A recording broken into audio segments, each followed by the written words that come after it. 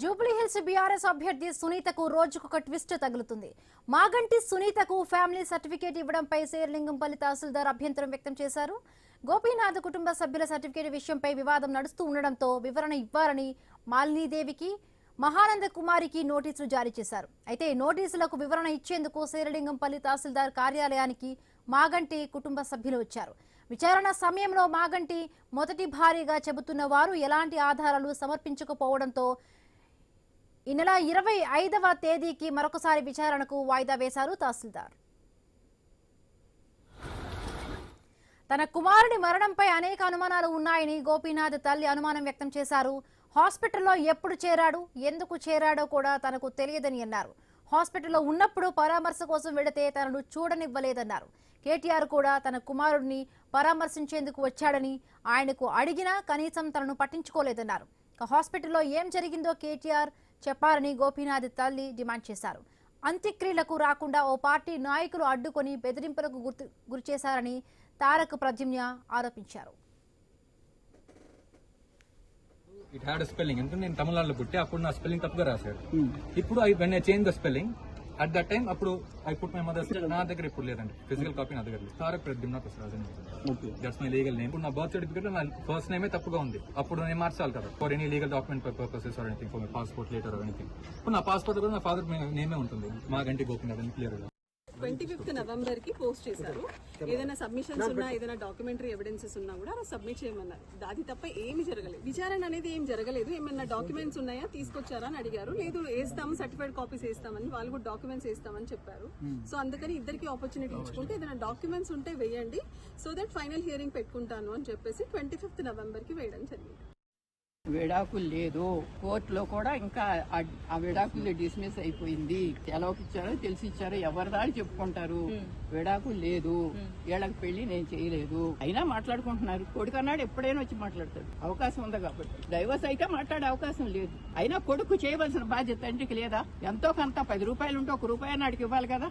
చిన్నప్పటి నుంచి ఆ అమ్మాయి పెంచుకుంది. వాళ్ళిద్దరు ఏమొచ్చిందో వాళ్ళిద్దరి మధ్య మనకి తెలియదు. అట్లా ఉండిపోయారు. ఆ అమ్మాయి పెంచుకుంది.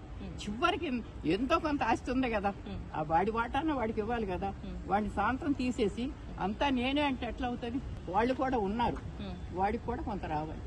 అందుకోసం నాకు ఆస్తి ఎందుకు, నాకు ఈ వయసులో ఈ గొడవ ఎందుకు? విడాకులు లేదు, కోర్టులో.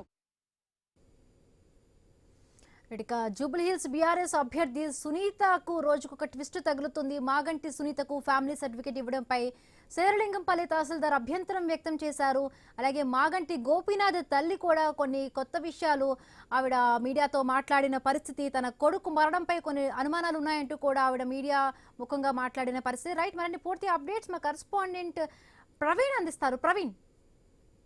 అయితే మనం చూసుకుంటే శేర్లింగంపల్లి తహసీల్దార్ కు చేరినటువంటి మాగంటి కుటుంబ పంచాయతీ మొత్తం కూడా శేర్లింగంపల్లి తహసీల్దార్ కార్యాలయానికి చేరింది. మాగంటి సునీత ఫ్యామిలీ సర్టిఫికేట్ ఇవ్వడం పైన అభ్యంతరం వ్యక్తం చేస్తున్నారు.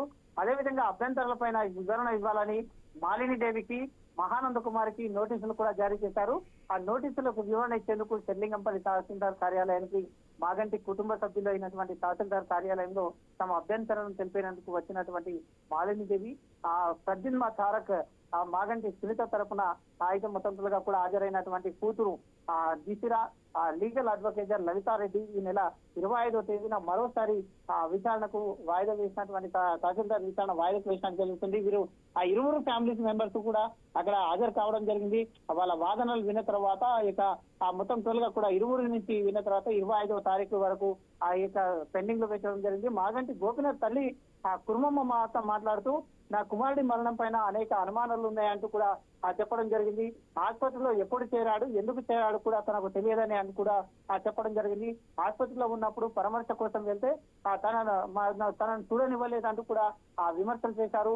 కేటీఆర్ కూడా తన కుమారుడని పరామర్శించేందుకు వచ్చాడని, ఆయనను అడిగి కనీసం తనను పట్టించుకోలేదని, ఆసుపత్రిలో ఏం జరిగిందో కేటీఆర్ చెప్పాలని గోపీనాథ్ తల్లి కూడా డిమాండ్ చేశారు. ఈ విషయం పైన మాగంటి మొదటి భార్య కుమారుడైనటువంటి తారక ప్రద్యుమ్న మాట్లాడుతూ మా నాన్న చనిపోయిన సమయంలో కూడా అంత్యక్రియలకు రాకుండా ఓ పార్టీ నాయకులు నన్ను అడ్డుకున్నారని, మమ్మల్ని బెదిరించే ఆ బెదిరింపులకు కూడా గురి చేశారని తీవ్ర ఆరోపణలు చేశారు.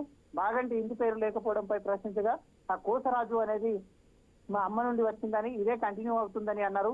మాగంటి కుటుంబ ఫ్యామిలీ సర్టిఫికేట్ వివాదం పైన షెర్లింగంపల్లి ఆ ఎంఆర్ఓ ముందు హాజరైనటువంటి మాగంటి కుటుంబ సభ్యులు మాగంటి రెండవ భార్య మాగంటి సునీత తరఫున ఆమె రెండవ కుమారుడైనటువంటి మాగంటి గీతర ఆ బీఆర్ఎస్ లీగల్ సెల్ లలితారెడ్డి హాజరయ్యారు. అయితే బీఆర్ఎస్ లీగల్ సెల్ లలితారెడ్డి మాట్లాడుతూ మాగంటి ఆ గోపీనాథ్ కుటుంబ సభ్యుల సర్టిఫికేట్ విషయం పైన గత 2 దఫాలుగా వివాదం నడుస్తుందని, ఈ కేసు నవంబర్ 25కు వాయిదా పడిందని, ఆధార్ ఓటర్ ఐడి, పిల్లల ఓటర్ ఐడి, ఆధార్ కార్డులను అన్నింటినీ మాగంటి ఇంటి పేరు తండ్రిగా గోపీనాథ్ పేరునే ఉందని, మాగంటి గోపీనాథ్ సునీతకు పుట్టిన పిల్లలే అని అక్షర, రికిరా, వాత్సల్య అసెంబ్లీ సెక్రటరీ జారీ చేసినటువంటి సోర్స్ కార్డు లో కూడా మాగంటి సునీత పేరు మాత్రమే ఉందని, తారక ప్రజ్ఞ ఆ రికార్డులో ఎక్కడ కూడా మాగంటి పేరు లేదని కూడా చెప్పడం జరిగింది. కోసరాజు అని మాత్రమే ఉందని, మాలిన్ దేవి విషయంలో అదే ఉందని, ఆ డాక్టర్ ఆఫ్ వెంకటేశ్వరరావు అని ఉంది కానీ వైఫ్ ఆఫ్ గోపీనాథ్ అని పేరు లేదని, ఇదంతా కావాలని జరుపుతున్న కుట్ర మాత్రమేనని కూడా చెప్పడం జరిగింది. తహసీల్దార్ దగ్గర జరిగినటువంటి విచారణలో మాగంటి మొదటి భారీగా చెప్తున్న వారు ఎలాంటి ఆధారాలు సమర్పించలేదు కాబట్టి ఈ కేసును విచారణ ఈ నెల 25కు వాయిదా వేశారు. ఈ ఇష్యూ వల్ల ఎన్నికలకు ఎలాంటి